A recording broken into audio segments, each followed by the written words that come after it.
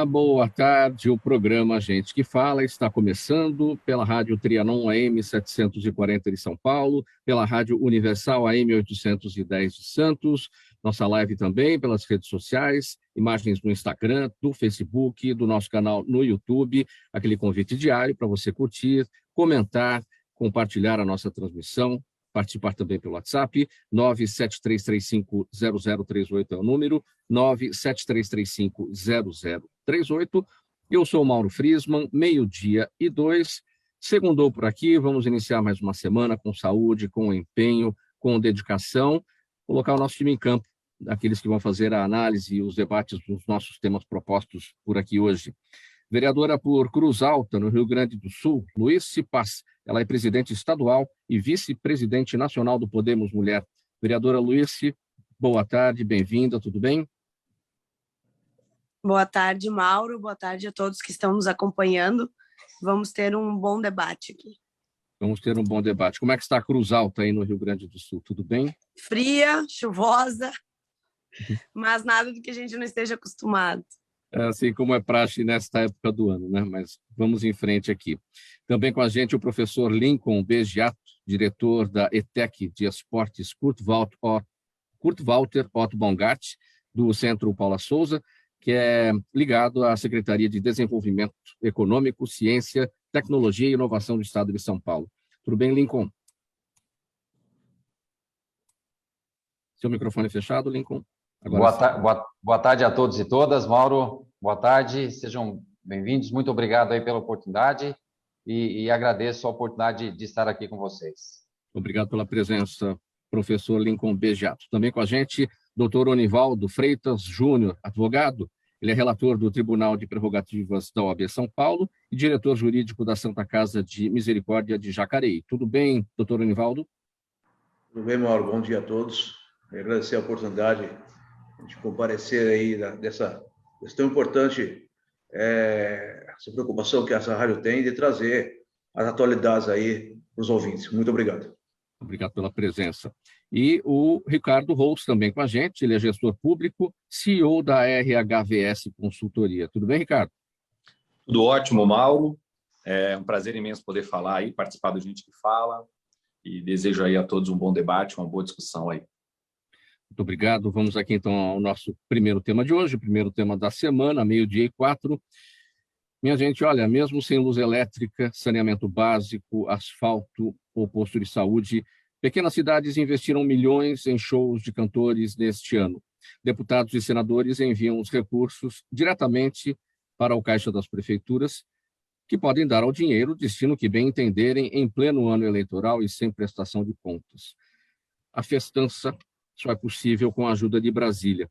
Essas cidades receberam 28,5 milhões de reais em emendas parlamentares de uso livre.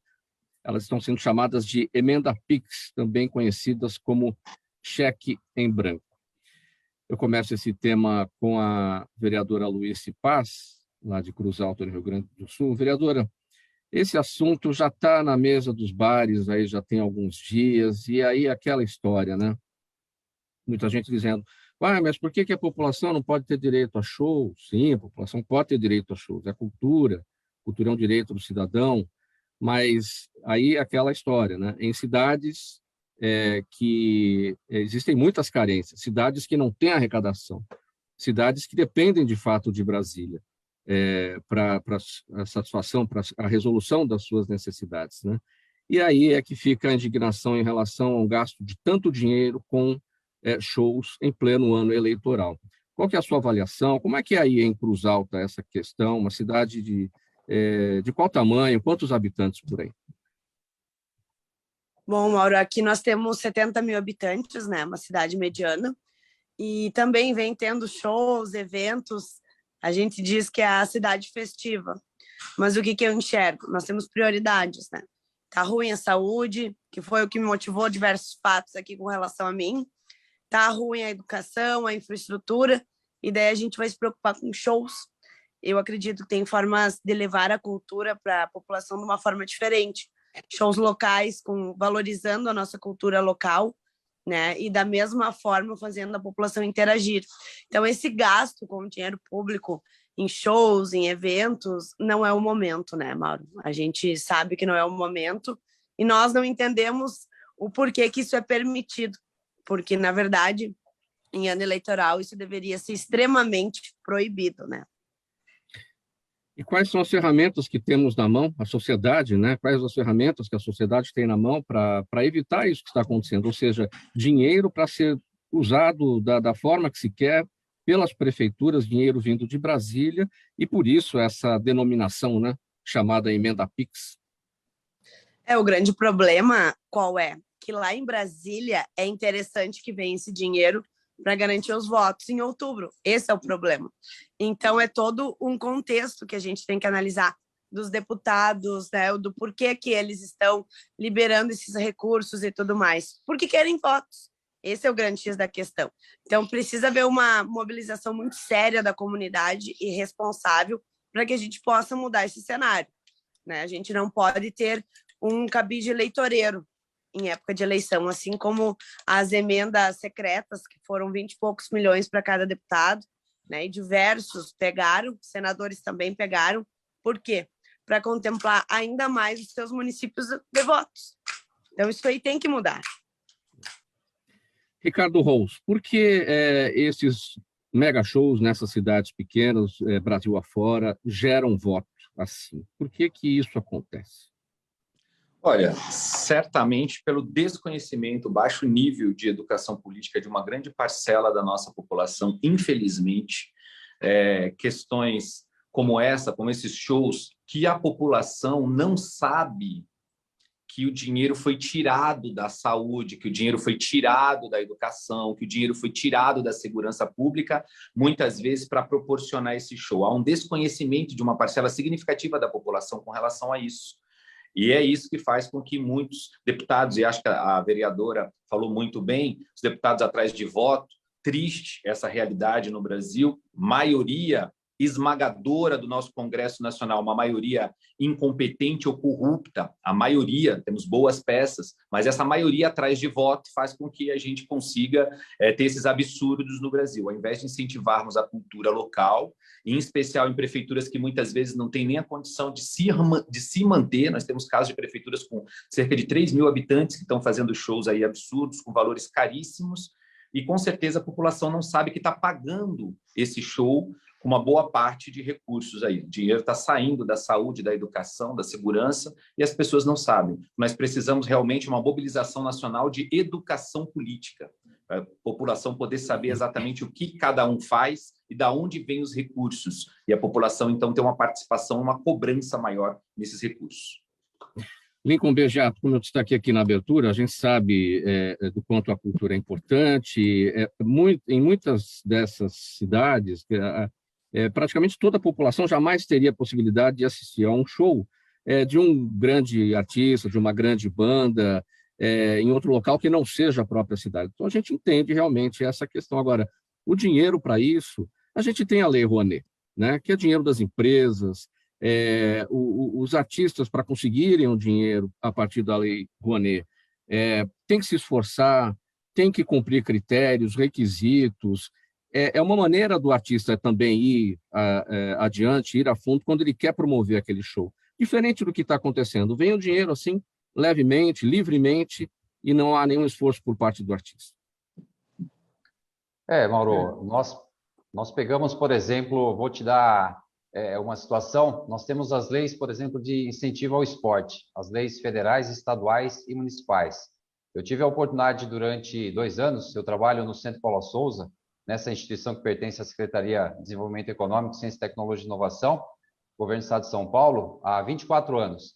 E por 2 anos eu tive a oportunidade de trabalhar voluntariamente na Secretaria de Esportes, fazendo esse acompanhamento das leis de incentivo ao esporte do Estado de São Paulo. E nós temos grandes projetos que atenderam, pelo menos esses 2 anos que nós estivemos presentes lá, grandes projetos, nós tivemos praticamente 1.044 projetos sendo encaminhados, 728 sendo aprovados nesses 2 anos, lá entre os anos 2016 a 2018. Então, nós verificamos, eu estou fazendo um comparativo entre as leis de incentivo ao esporte e as leis voltadas à cultura e o lazer. Nós estamos, por exemplo, localizados aqui numa região e nós fazemos diversos eventos, apesar de aqui ser uma escola, a ETEC de Esportes é a única escola técnica pública de esportes da América Latina, e nós promovemos um evento desde 2014, no qual a gente trabalha a questão da educação, o esporte, o lazer e a cultura. Eu acredito que é extremamente importante que as pessoas tenham acesso à cultura, ao cinema, ao lazer, ao teatro, à parte esportiva, educacional. E conforme os nossos colegas citaram aqui, a gente precisa só verificar as questões das políticas públicas. Então, as políticas públicas, elas precisam ser realmente feitas de uma forma ética, de uma forma transparente, para que a sociedade realmente identifique e que a gente consiga verificar essa credibilidade que é feito. Agora, é importante que isso seja feito. Porém, o procedimento, da mesma forma que nós falamos sempre aqui na escola, a gestão, ela precisa ser democrática, participativa, ela precisa ter essa parte que envolve a população. E quando a gente tem a população fazendo parte dessas políticas públicas, com certeza isso se torna mais ético, transparente e a gente transmite uma credibilidade para quem está do outro lado lá. Para a gente entender também o entendimento, doutor Anivaldo, o seu entendimento sobre essa questão.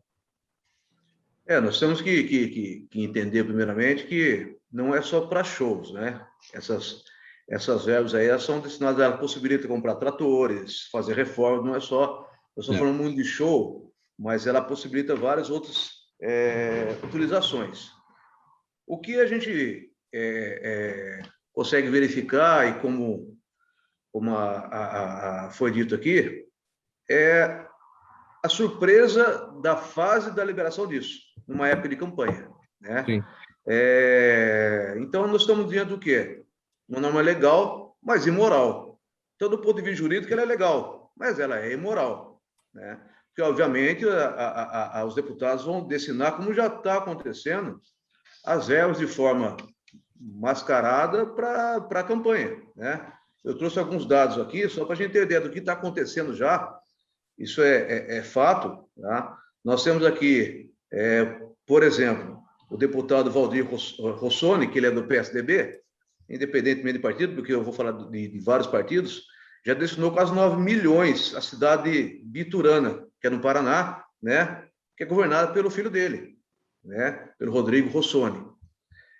No Ceará, o Genesias Noronha, do PL, 6 milhões de reais pelo município administrado pelo sobrinho, pelo Romo, né? Que é Parambu. Então, assim, isso vem acontecendo. O André Janone, candidato aí à presidência, 7 milhões para Natal, né? Para a sua cidade natal, desculpa, que é Ituiutaba, Minas Gerais, né? Que vai ter um evento do Gustavo Lima. Quer dizer, como eu disse, pode ser legal, mas é imoral. Numa época de campanha, e o que aconteceu? O Congresso não estabeleceu o meio de fiscalizar, né? E como é que nós fiscalizamos isso? Não tem meio. Então, nos chama atenção.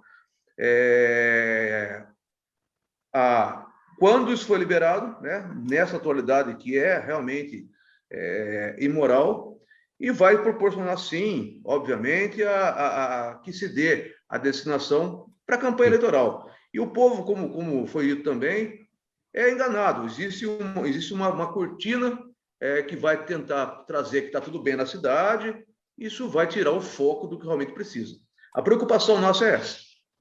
12h15 agora no programa Gente que Fala, edição de segunda-feira, e a gente segue aqui com o nosso próximo tema.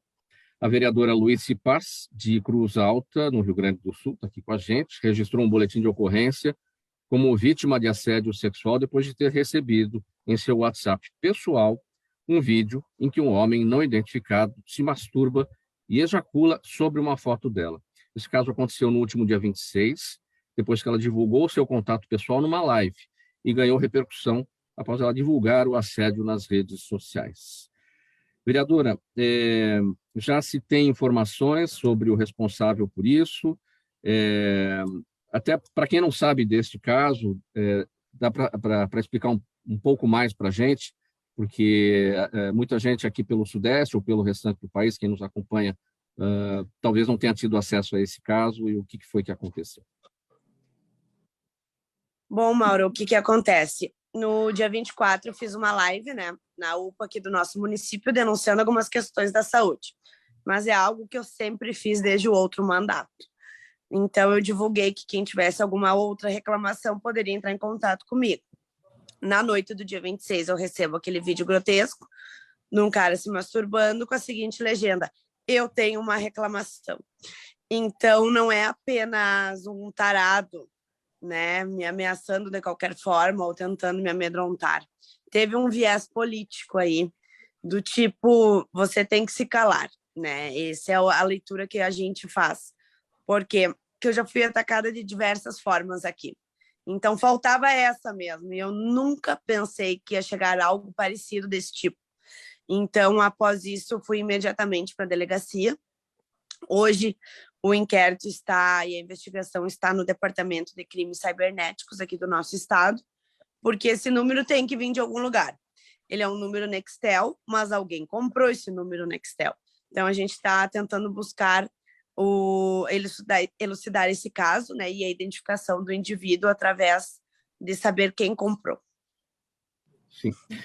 Nós temos, desde o ano passado, no Brasil, uma lei que pune violência política contra a mulher. Esta lei é aplicável nesta situação? Com certeza, porque ele foi identificado como um crime, né? Ele foi registrado como um crime de violência política em decorrência do gênero, com afinco de forma sexual, né? Essa agressão. Então, a gente vai tentar enquadrar, se assim se ficar provado, que tem a ver com grupos políticos através dessa lei. Sim. Como é que os seus pares na Câmara dos Vereadores, aí em Cruz Alta, receberam tudo isso? Qual é o apoio que você está recebendo de lá? Olha, Mauro, por incrível que pareça, onde eu menos tive apoio foi no município de Cruz Alta, né? Os pares que são do lado da nossa prefeita municipal, que também não se manifestou nem de forma solidária, nem em nota, eles também não se manifestaram, porque o nome Luírce não pode ser dito. Aqui nós temos duas pré-candidaturas, uma minha e uma do marido da prefeita. Então, é assunto velado, não pode ser falado. Como é que a política interfere numa situação como essa, vereador? Infelizmente, tudo é política, né? E a gente sabe que muitas coisas do que acontecem são de cunho político. Então, o que me chateia é que o Estado inteiro, o Brasil inteiro, se solidarizou. Eu tive contatos de empresas privadas de sistema da informação que estão ajudando nas investigações. E aí o meu município, que deveria ser algo suprapartidário, né, através da senhora prefeita e de alguns pares da Câmara, simplesmente se anulam. Que outras violências políticas, como vereadora, ou ainda antes disso, a sua vida pública, né? Quais foram as outras situações de violência política que você enfrentou, vereadora, por aí? Bom, xingamentos, né? Desde o primeiro mandato, eu assumi como vereadora em 2017, quando eu tinha 26 anos. Então, eu sofri bastante, porque eu era jovem, mulher e afins. Já apanhei, há uns 3 meses atrás, eu apanhei, porque eu sou da proteção animal, e a gente foi resgatar uma égua, e por uma questão política envolvida lá, uma moça me bateu, né? Então, foi realmente vias de fato, né? E tá rolando processo. E xingamentos em redes sociais é diário que eu sofro aqui, né? Tanto que teve um indivíduo que é vinculado à nossa prefeitura que fez um vídeo numa rádio ao vivo dizendo que esperava que eu não tivesse engravidado com esse vídeo que eu recebi e rindo da minha cara. Então, chegou um ponto assim da politicagem, do coronelismo, até por ser uma cidade pequena, né? Porte pequeno para médio, que mulher não pode ter voz, mulher não tem paz um dia sequer, e nunca é a tua vez de tentar fazer algo, sabe? Então é bem complicado. São quantos vereadores aí na Câmara Municipal de Cruz Alta? Somos 15 e somos 4 mulheres. Então, nem apoio de um lado nem de outro, nem de mulheres e nem de homens. Uma vereadora apenas que se solidarizou comigo, as outras não. Vereadora, mulheres de quais correntes, na sua avaliação, sofrem mais esse tipo de violência política? Mulheres da esquerda ou mulheres da direita? Aí que tem um comparativo que eu gosto de estudar muito, é porque a minha dissertação de mestrado foi sobre mulheres na política, que é o seguinte: a mulher de esquerda ela sofre porque ela é xingada que ela é feia, que ela é suja, que ela é feminista e tudo mais. A mulher de direita ela é xingada porque ela é de direita, porque ela muitas vezes é bonita, né? Isso eu tô te falando em dados técnicos, né? Não é minha opinião, é dados técnicos. Ela é bonita porque muitas vezes ela tem uma condição social dentro de uma sociedade e porque ela é burra. Então, são dois vieses muito interessantes da gente debater, porque a mulher, independente de ser de um lado ou de outro, ela sempre sofre violência política. A mulher que fala, que vai para uma tribuna, que faz um enfrentamento, ela é louca, ela é desequilibrada, ela é desesperada. O homem que faz esse mesmo enfrentamento, ele é um ótimo político, porque ele está falando para a sociedade. Então, a gente tem uma discrepância também de gênero que, segundo pesquisas da ONU, nós vamos levar 200 anos para chegar perto de uma equiparidade de gênero. E quando se fala entre gênero, dentro do gênero feminino, entre esquerda e direita, nós temos uma discrepância também dentro do Brasil, que para chegar próximo da gente dizer assim, é a mulher na política, não da direita e de esquerda, de mais de 80 anos para frente. Então, quer dizer que a mulher sempre está sofrendo estereótipos, independente de direita ou esquerda. Como tratar dessa questão da violência política contra a mulher numa campanha eleitoral, vereadora, para chamar a atenção dos eleitores e eleitoras? E, por exemplo, a gente está na possibilidade de ter uma candidata à presidência da República, que é a senadora Simone Tebet, né? E é um momento especialíssimo para a gente tratar dessa questão, uma vez que a gente está em busca de mulheres na política. Você faz parte do Podemos Mulher, né? Podemos Mulher, né? Eu ia falar Mulher Podemos. Isso. Presidente nacional do Podemos Mulher. E o que o Podemos imagina como campanha dentro dessa fase agora de chamar o eleitor para a urna? Primeira questão é formação política. Por que nós temos menos mulheres? Porque a gente tem uma questão cultural, obviamente, né? Ainda do homem na política e a mulher em casa, e isso a gente vem desconstruindo já há décadas. Então, a gente precisa informar essas mulheres que dentro dos seus partidos elas terão formação política. Porém, não são todos os partidos que querem isso. Aí a gente esbarra em outro ponto. Então, o que eu sempre falo quando eu converso com mulheres? Peguem as suas causas, aquilo que tu acredita, e vem para uma vida pública. Ah, mas eu não vou ter apoio. Bom, busque mulheres dentro dos partidos que tu te enxerga e te identifica para se unir. Hoje somos 51% do eleitorado brasileiro e apenas 16% nos parlamentos. Então essa conta está errada, porque mulher ainda não está unida com a mulher, porque vem daquela cultura machista, vem daquela cultura que nós não temos o empoderamento real da mulher e nem a empatia. A gente fala, isso é lindo, no discurso é lindo, a sororidade entre a mulher.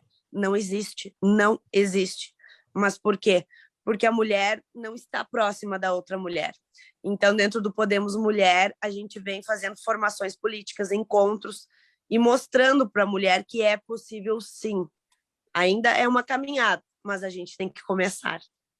Sim, eu citei aqui a senadora Simone Tebet, possível candidata à presidência da República, mas temos outras mulheres em outros partidos, né, que são pré-candidatas ainda, e os nomes ainda serão definidos. Agora, voltando ainda em relação à lei do ano passado, que define e pune a violência política contra a mulher, está de acordo essa lei? Porque tem aquela história muitas vezes no Brasil, né, a lei que está aí, mas não pega, não tem um efeito prático, não traz resultado. Está de acordo na sua avaliação, vereador?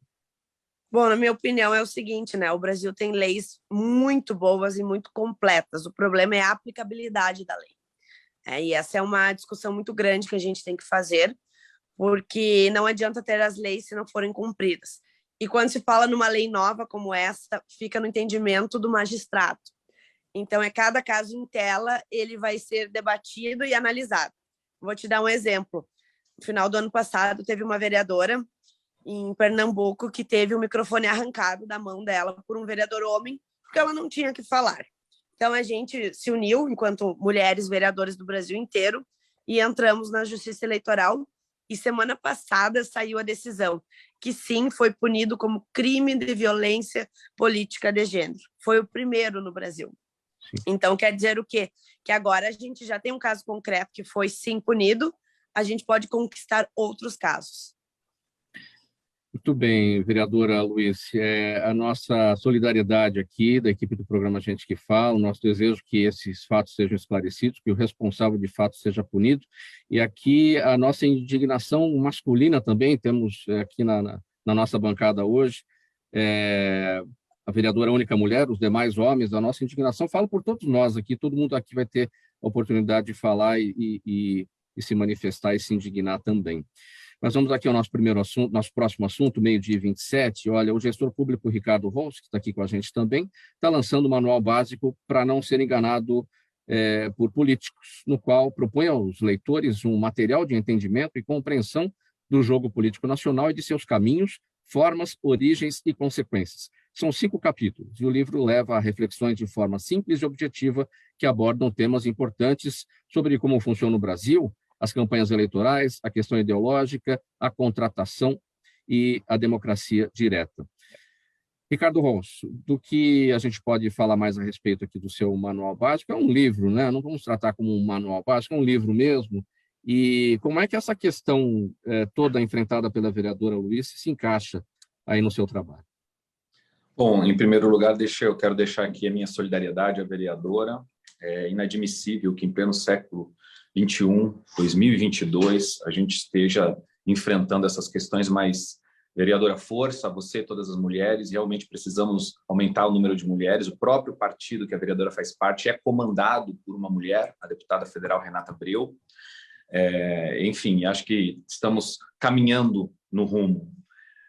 O manual, o livro, traz exatamente partes desse tema. A gente leva para a sociedade, eu sou especialista em gestão pública, em administração pública, participei de várias pesquisas sobre o tema e não tenho nenhuma dúvida de que nós precisamos melhorar o índice de educação política, nós precisamos aumentar o conhecimento sobre o funcionamento da máquina pública por parte do eleitor, por parte do cidadão. Uma parcela muito significativa dos eleitores brasileiros não sabe o que é poder legislativo, o que é poder executivo, o que é o poder judiciário, em especial, qual é o papel real de um vereador, de um deputado estadual, um deputado federal, um senador da República, por exemplo. Então, por que é que o povo paga para eles? O que é que eles têm que devolver em forma de serviços para a sociedade? Qual o papel de cada um deles? Então, às vezes, é muito confundido o papel do presidente da República com o deputado, ele é funcionário do presidente da República, o presidente da República, ele é realmente quem manda no Brasil.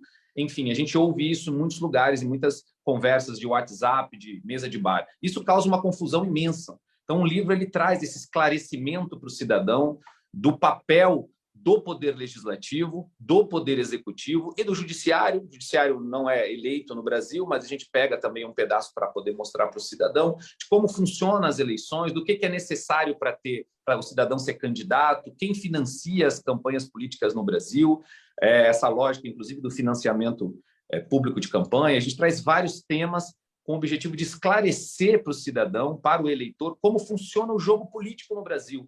Porque, infelizmente, nós não temos esse assunto nas escolas. Eu estou falando de educação política, não de educação ideológica. A ideologia, cada um tem a sua, né? O cidadão aí teve a sua vida, a sua caminhada de vida, que mostrou para ele, muitos são mais à direita, outros mais à esquerda, outros mais no centro, e está tudo bem, está tudo ok.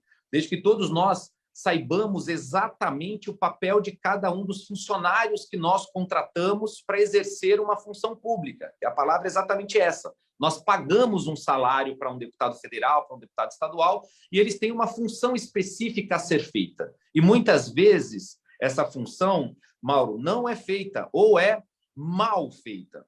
Por exemplo, eu discordo um pouquinho só no pensamento da vereadora, no que diz respeito a nós temos boas leis. Nós temos algumas boas leis, mas muitas vezes o Parlamento Nacional não desenha a lei de forma correta, deixa muita brecha, muita possibilidade de interpretação por parte do Judiciário. E isso dificulta muito. Eu vou dar um exemplo simples, que está também aí correndo recentemente, a lógica da graça presidencial.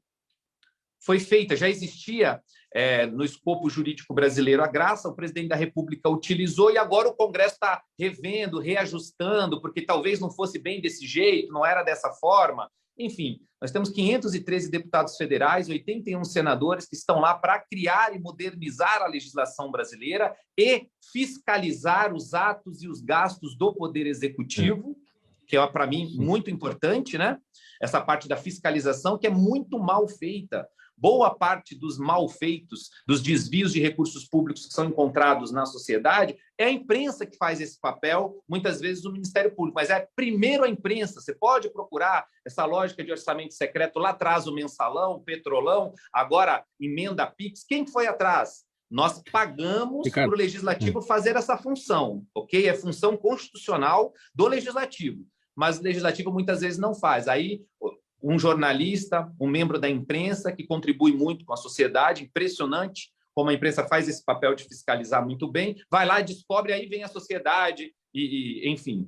Então, o livro é com esse objetivo, Mauro, de levar informação. O livro não tem ideologia política, não é um livro para a direita, nem um livro para a esquerda, é um livro para todo cidadão brasileiro, para todo eleitor que quer saber um pouco mais para que serve um vereador, para que serve o prefeito, deputado estadual, deputado federal. O seu livro e trabalhos relacionados devem ir para os bancos escolares. Como você destacou, não existe a educação política nas escolas. Nas escolas, o que a gente vê, tem aquele aprendizado sobre os 3 poderes, o que cada um faz. Agora, a política do dia a dia, o falar de política, né, como um instrumento para a promoção do bem-estar comum, isso não é feito. Né? Então, acredito que isso esteja aí no conteúdo do seu livro, e é isso que tem que ir para o banco escolar. Exatamente. Acho até que no banco escolar, fui aluno de escola pública a vida toda, num período de ensino fundamental e médio, não tive a oportunidade de discutir nem sequer a lógica dos 3 poderes. No começo, eu peguei organização social e política, que foi legal, bem no comecinho tenro da minha caminhada acadêmica. A gente tinha que hastear a bandeira e tal. Mas isso acabou, e aí no ensino médio, por exemplo, uma parte extremamente importante da formação educacional do jovem no Brasil, nada, absolutamente nada, Mauro. Eu tenho recordações do meu ensino médio, infelizmente, nada. Nem o básico sobre a lógica da divisão dos poderes a gente tinha mais no meu ensino médio. Então, nós precisamos realmente nos preocupar com isso para que o cidadão possa sair, de repente, do banco escolar, do ensino médio da rede pública e privada de ensino no Brasil, tendo o mínimo de conhecimento sobre as regras do jogo, o que ele vai jogar em sociedade. Vai ter um buraco da rua na frente da casa dele, a quem ele deve cobrar, porque nós já pagamos isso através dos nossos impostos. Então, a gente tem que saber exatamente quem são as pessoas responsáveis para poder resolver essas questões para nós. É isso que o livro traz, e eu quero aproveitar para disponibilizar aí para quem quiser o livro gratuitamente, a versão digital. Nosso objetivo não é estar vendendo o livro, é levar a educação política para as pessoas no Brasil inteiro. Então, os nossos ouvintes que quiserem o livro, tem um site, nãosejaenganado-por-político.com.br, ela consegue a versão digital do livro gratuitamente. Lincoln, para te ouvir também sobre esse tema, você como diretor de ETEC, que vive o dia a dia aí do Poder Executivo dentro da escola. Né? Bom, Mauro, Ricardo, primeiramente, parabéns aí pela explanação. Eu quero com certeza acessar aí o seu material, porque é muito importante e eu concordo plenamente com você, nós precisamos fazer isso desde o início. Eu também quero falar para a vereadora, é inadmissível o que aconteceu com você, é uma situação gravíssima e no momento que nós vivemos, realmente nós não podemos aceitar esse tipo de situação. E, Mauro, em relação a essa questão, eu vou falar um pouco mais. Eu tive a oportunidade de ministrar durante alguns anos uma disciplina chamada Políticas Públicas do Esporte e Lazer na universidade, no curso de Educação Física. E realmente vai ao encontro disso que o Ricardo falou. Por exemplo, nós estamos aqui numa escola técnica, é a única escola técnica pública de esportes da América Latina, escola do Centro Paulo Souza, uma escola que atende não só os alunos que prestam uma prova, que fazem um vestibulinho, mas nós temos projetos que atendemos a comunidade também. E aí eu volto a falar a mesma questão que eu citei anteriormente. A gestão, ela precisa sempre ser democrática, ela precisa ser uma gestão participativa e ela precisa fazer com que a comunidade escolar, com que a comunidade educativa, elas se sintam como partes integrantes desse processo. Início, meio e fim, desde a elaboração de um projeto, a execução de um projeto, como a prestação de contas de determinada ação que acontece aqui dentro. E realmente, eu vou pegar um fato de um dia que eu citei uma vez dentro da sala de aula na universidade. Nós tínhamos na cidade de São Paulo algumas audiências públicas voltadas à parte do esporte, do lazer e da cultura. E vamos pensar, uma sala de aula dentro da universidade e muitas vezes o próprio aluno, que já é um aluno acima de 18 anos, eu tinha alunos ali na faixa etária de 20 a 35 anos, eu comentei com eles uma vez a importância de se participar de uma audiência pública nas prefeituras regionais, até para a gente verificar as pautas que eram tratadas relacionadas ao esporte, educação, cultura e lazer. Então, esse livro do Ricardo, essa pauta que o Ricardo levantou aqui para nós é extremamente importante. Não trabalhar, não tratar desse assunto de uma forma você puxando para um lado para o outro, mas para poder ter um entendimento realmente, e isso começar com as crianças, com os adolescentes, até nós chegarmos aqui na vida adulta. Porque se nós pensarmos, a todo instante nós estamos falando de política. A todo momento nós estamos falando de política. Mas quando você se depara com alguém que fala assim, mas eu não gosto de política, eu não quero falar de política. Mesmo assim, você está fazendo política, você está falando de política. Alguns com mais intensidade, outros com menos intensidade. Então, para nós que vivemos automaticamente, nós estamos aqui numa escola pública, uma escola diferenciada, uma escola que realmente nós trabalhamos todas essas questões, porque para nós é muito importante que o aluno saia daqui com a formação, que é o nosso principal papel. Mas, além disso, nós precisamos pensar no aluno como parte integrante de todo esse processo. Então, daqui a pouco, esse aluno ele vai se tornar um cidadão. E nós queremos que, além do conteúdo que ele aprendeu aqui dentro da sala de aula, aqui dentro do nosso ambiente escolar, nós queremos que ele tenha realmente uma formação integral, que ele seja uma pessoa que tenha respeito, que tenha educação, que saiba conversar sobre empreendedorismo, sobre política, sobre assédio, sobre todas as questões, porque é essa pessoa que nós estamos formando, é esse cidadão que nós vamos formar para o mercado de trabalho. E o mercado de trabalho, nem sempre ele quer o aluno que saiba 100% daquele conteúdo que ele aprendeu. O aluno aqui dentro, nós trabalhamos muitas questões de trabalho em equipe, de empatia, de resiliência, de cooperação, de aspectos da cidadania. Porque eu não preciso ter um aluno 100%, tirou as melhores notas em todos os componentes curriculares, só que é uma pessoa que não saiba lidar com esses aspectos. Então, parabéns aí ao Ricardo, e eu quero muito ter acesso ao seu material, para nós é muito importante, para nós e para toda a sociedade. 29 minutos, ou melhor, 21 minutos para 1h agora. Este é o programa Gente que Fala. A gente vai fazer uma pausa rápida, um intervalo. A gente volta em seguida com a sequência dos nossos temas. Até já. Toda ação estratégica de sucesso tem um componente fundamental, um instituto de pesquisas ético, rápido e preciso. Afinal, é ele que vai fornecer informação confiável, sem achismos e palpites. E isso, numa época de mudanças rápidas e repentinas, é fator crítico de sucesso. A Orbis é um instituto de pesquisas que une precisão e confiabilidade estatística com a mais alta tecnologia de pesquisas do mercado. Tem inteligência artificial, robótica, big data, entre outros recursos, para que você tenha uma informação correta, confiável, com o menor custo e no menor tempo possível. Na sua próxima ação, seja ela corporativa ou política, comece pela Orbis, porque com a informação correta você vai mais longe, mais rápido e com mais segurança. Faltando 20 minutos para 1h agora, de volta com o programa Gente que Fala, edição de segunda-feira, Rádio Trianon AM 740 São Paulo, Universal AM 810 Santos e também pelas redes sociais, Instagram, Facebook e o nosso canal no YouTube. Nosso próximo tema, o governo de São Paulo confirmou a implantação da primeira faculdade de tecnologia de esportes, que ficará no mesmo campus da ETEC de Esportes Kurt Walter Otto Baumgart, na zona norte aqui da capital. O primeiro curso será em Gestão Desportiva e de Lazer.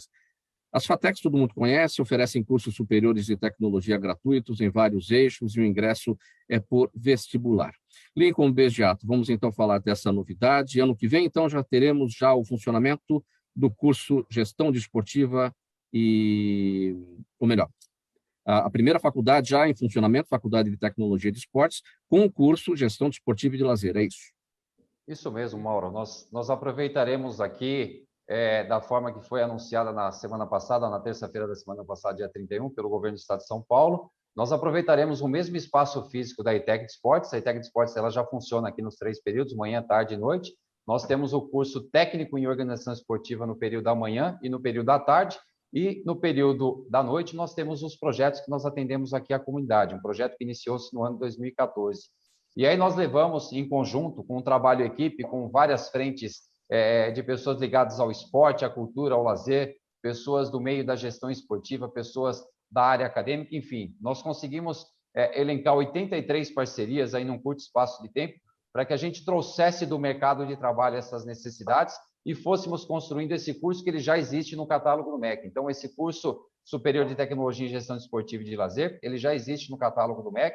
E no caso aqui, no estado de São Paulo, a FATEC de Esportes, que estará localizada no mesmo espaço da ETEC de Esportes, então nós faremos essa gestão compartilhada, nós teremos no mesmo espaço físico a ETEC de Esportes e a FATEC de Esportes, a FATEC no período noturno, com o curso superior de tecnologia em gestão esportiva e lazer. No caso, a FATEC de Esportes, ela será a primeira faculdade pública do Estado de São Paulo a oferecer esse curso superior de tecnologia em gestão esportiva e lazer. E para nós é uma alegria, para nós é uma alegria poder participar desse projeto, estar junto nesse projeto com as pessoas que fizeram parte da construção da nossa matriz curricular. Como eu falei, é um curso de 6 semestres, 3 anos, carga horária de 2.400 horas e o ingresso será por meio do vestibular. Então, a ideia é trabalhar, finalizar essa parte da construção da matriz curricular do curso e, se tudo der certo, nós abrimos o curso já em fevereiro de 2023, de forma presencial, de segunda a sexta-feira à noite. Qual é a demanda que vocês estimam a partir do trabalho que vocês já fazem na ETEC? O interesse que deve haver em relação a esse curso superior? Olha, pelo fato de nós, conforme eu havia dito, nós não temos esse curso ainda em alguma faculdade pública no estado de São Paulo, e aqui na cidade de São Paulo, nós temos uma única faculdade que oferece esse curso, porém, é um curso pago, um curso de 2 anos, no nosso caso, seria um curso de 3 anos, 6 semestres.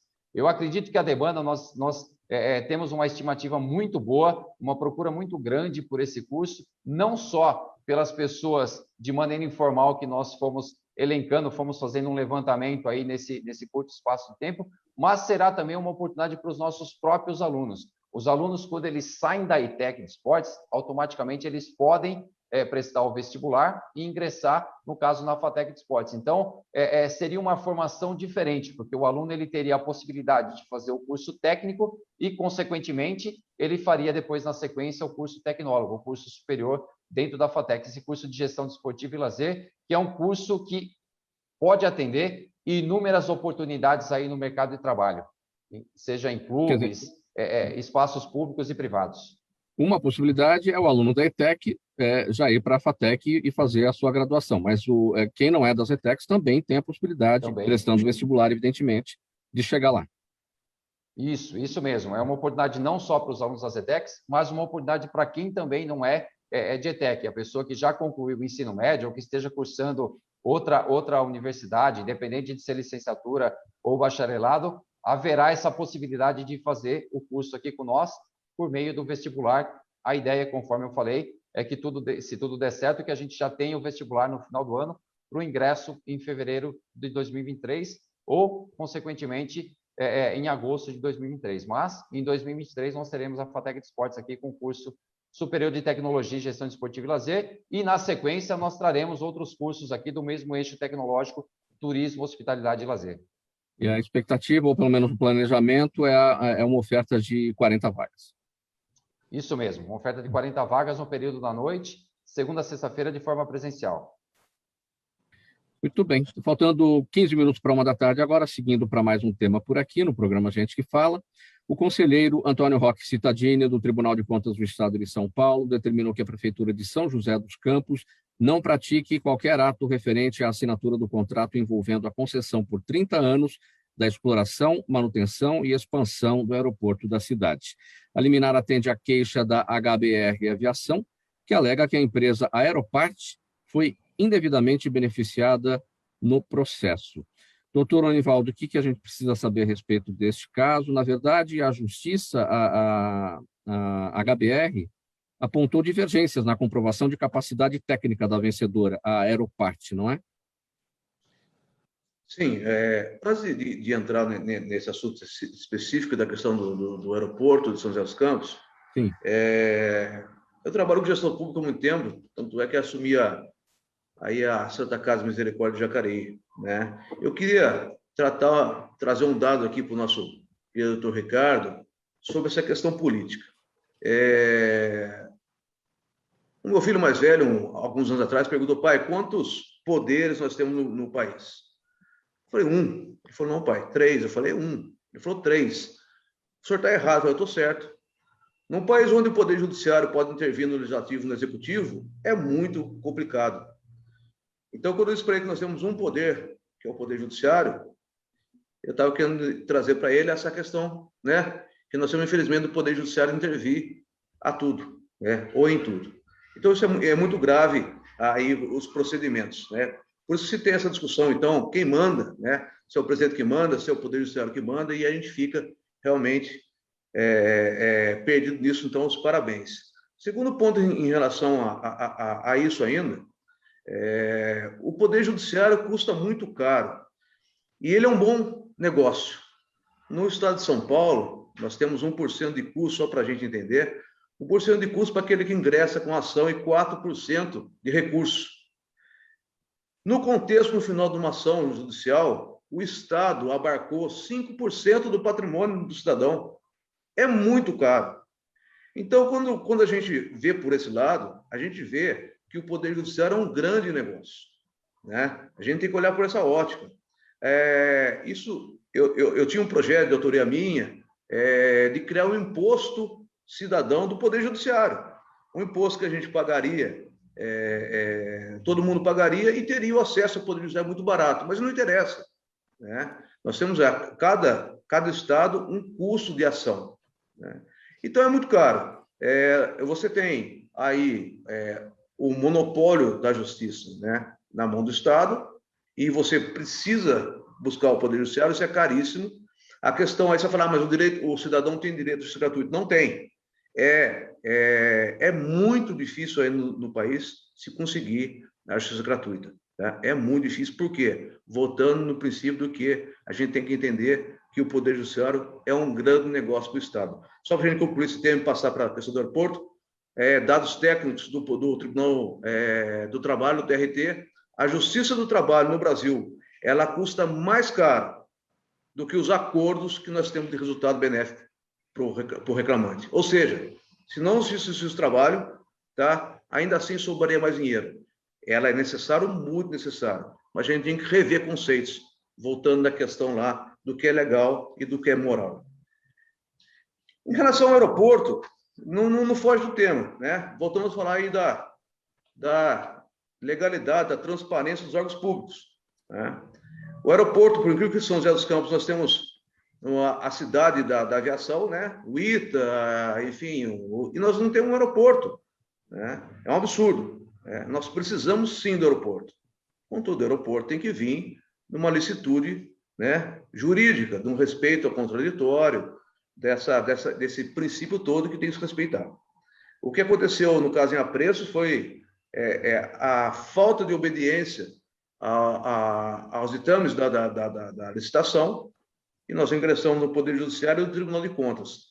Para minha surpresa, no próprio Poder Judiciário, tivemos uma liminar, né, suspendendo. O juiz ele voltou atrás na liminar, mas o Tribunal de Contas da União, do Estado, interviu através do nosso conselheiro Roque Cittadini e suspendeu. E aí volta essa importância aí do livro do Dr. Ricardo, que é trazer conhecimento. Porque eu tenho sido questionado aqui, como que o Tribunal de Contas do Estado sobrepôs o Poder Judiciário, o Judiciário manteve o certame e o Tribunal de Contas suspendeu. Quem manda mais, então? Quer dizer que o conselheiro do Tribunal de Contas do Estado não manda mais que o juiz de direito? Então, é uma questão muito ainda, até no âmbito jurídico, muito complexo ainda, pouco esclarecido, né? Não é que o Tribunal de Contas manda mais do que o Poder Judiciário ou o Poder Judiciário manda mais. São órgãos diferentes, contudo, eles precisam ser respeitados. Então, quando o Tribunal de Contas suspende, o Poder Judiciário não pode intervir. É mais ou menos assim que funciona, mas é um estudo, e aí a nobreza desse estudo do Ricardo para aclarar todo mundo. E eu vou querer tentar um presente aí, senão vou buscar esse livro aí, que é realmente, né, um presente para a nossa vereadora, para o Lincoln, para todo mundo aí. Quem sabe o Ricardo manda para a gente. É isso aí. Agora, doutor Anivaldo, essa liminar pode ser derrubada, não? Então, exatamente o que eu estou falando. A liminar já foi derrubada. Sobreveio, então, a decisão do Tribunal de Contas do Estado, né? E o Tribunal de Contas do Estado determinou, independentemente do Poder Judiciário, que fosse suspenso a assinatura da licitação. Então, é exatamente o que nós estamos falando. O Tribunal de Contas determinou, independentemente do Poder Judiciário. São órgãos diferentes, contudo, com forças, no mínimo, iguais nesse sentido. O Tribunal de Contas também, tanto o Estado como a União, tem a prerrogativa de analisar, independentemente do Poder Judiciário, a licitude dos certames, enfim, tudo aquilo que traz um benefício ou um prejuízo para o Estado, para a União, para o município. Doutor Anivaldo, quais são as possibilidades ou quais são os riscos desse caso parar no Supremo Tribunal Federal? Já que o senhor citou o Supremo, dizendo da interferência do Supremo nos outros poderes, nós temos o Supremo aí como defensor da nossa Constituição, eles estão lá para todo tipo de ataque à nossa Carta Magna ser tratado por lá. Mas, infelizmente, a gente vê muitas demandas que não são constitucionais chegarem até o Supremo Tribunal Federal, atravancando todo o processo, porque lá os assuntos são constitucionais. Então, a gente vê que um caso como esse pode chegar por lá também, não? Pode ser que chegue, mas eu acredito que, nesse caso, vai seguir mais no Tribunal de Contas, né? O Tribunal de Contas tem todos os recursos que o Tribunal de Justiça tem. Então, eu acho que é muito mais competência de um Tribunal de Contas analisar realmente um caso desse do que do Poder Judiciário, né? Eles são mais técnicos e específicos nessa questão. Nós temos o Poder Judiciário, mas nós não temos, o Poder Judiciário não é um órgão específico que trata só disso. Bom, perguntas aqui da nossa audiência agora, faltando 6 minutos para 1h. Eu vou pedir brevidade a todos aqui para as respostas, e eu começo com a vereadora Luiz. Vereadora Maria Luísa Brandão está com a gente no nosso Instagram, acompanhando aqui a nossa transmissão, e ela diz o seguinte, ela pergunta o seguinte: atos de violência extremamente divulgados, como a quebra da placa de rua em homenagem a Marielle Franco, incentivam outras atitudes como essa que atingiu você, vereadora? Na verdade, eu não acredito no sentido de incentivar, mas a gente tem que divulgar, porque os crimes não podem ficar impunes, né? Que nem no meu caso. Eu poderia ter registrado e me calado, mas quantas mulheres mais vão se calar? Então, eu sempre sou a favor que a gente divulgue esses atos, mas divulgue também se a punição foi feita, quem foi feita a punição, né? Claro que não com nomes, para que outras pessoas mal intencionadas saibam que não vai ficar assim. Mas certamente incentivam quando esses atos não são punidos, né? O grande problema é não punição, né? Pergunta aqui para o Ricardo. Ricardo, o Marcelo Mota está no YouTube. Ele diz assim: temos ouvido quase diariamente a expressão nossas instituições estão funcionando. Aí ele pergunta, estão mesmo? Por que tantas menções a esse assunto? Pergunta aqui do Marcelo Mota. Bem breve, Ricardo. Não estão funcionando. Não estão funcionando como deveriam funcionar. Acho que as minhas falas, o fato de nós termos ainda essa questão do ataque à vereadora, as falas do nosso amigo advogado agora há pouco, doutor Oliovaldo, falando ali, enfim, judiciário e tal, o sistema não está funcionando como ele foi pensado, a divisão dos poderes, a independência desses poderes e a convivência em harmonia desses 3 poderes. Não, em especial o legislativo, na minha opinião, está falhando demais. Outra pergunta aqui sobre o livro mesmo, do Danilo Matos da Silva, ele está no Facebook, ele pede para você repetir o número para conseguir o livro, como é que faz? Legal, www.nãosejaenganadoporpolitico.com.br ou chama no WhatsApp 11 95688 1911. Eu envio o e-book do livro gratuitamente para qualquer um, de qualquer lugar do Brasil. Vamos espalhar a educação política para todos. Lincoln, a Adriana Oliveira no Facebook, em que medida a falta de capacitação profissional prejudica o esporte no país e como isso se reflete em outros setores? Olha, Mauro, o esporte realmente nós verificamos há muito tempo já que nós poderíamos ser melhores no esporte e na educação. Eu, como professor, há muitos anos, há quase 30 anos, eu sempre falo que o esporte ele precisa estar ligado à educação.